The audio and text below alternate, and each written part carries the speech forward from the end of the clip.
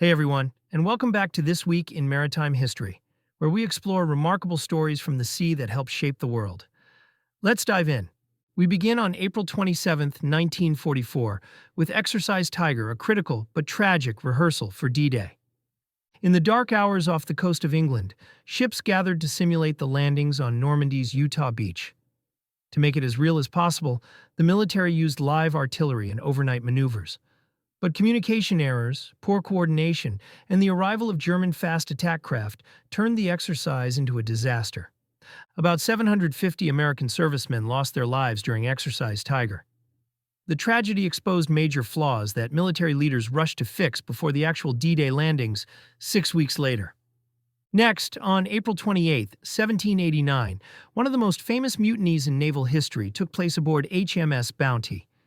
Fletcher Christian led the mutiny, setting Captain William Bligh and loyal crew members adrift in a small open boat. And what was Bligh's response? An extraordinary feat of navigation. He successfully sailed more than 3,600 nautical miles to Dutch Kupang, now Kupang, in Timor, losing just one sailor along the way. It remains one of the greatest small boat journeys in maritime history.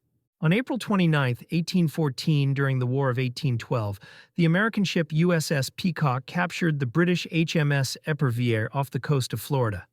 Peacock, more heavily armed, fired devastating shots directly into Epervier's hull, overwhelming her quickly. Epervier was brought into Savannah, Georgia, where she was absorbed into the U.S. Navy. Sadly, after only a short career, she was lost at sea in 1815. And finally, on May 1, 1915, the American oil tanker SS Gulflight was torpedoed off the coast of England during World War I. Gulflight was carrying gasoline and oil from Texas to France when British ships tried to escort her to port. A German U-boat U-30 fired a torpedo that struck Gulflight's starboard bow. Though she began sinking, Gulflight ultimately stayed afloat, was repaired, and continued sailing for many years. She was later renamed Nantucket Chief, then refast, before finally being sunk off Canada by German U-boat U-582 during World War II. And that's it for this week. From tragic exercises to daring survival stories and swift victories at sea, these events remind us of the risks sailors have faced for centuries. If you enjoyed today's episode, be sure to like, subscribe, and let us know in the comments which story you found most fascinating. For more on these ships, head to ShipIndex.org. Until next time, happy sailing.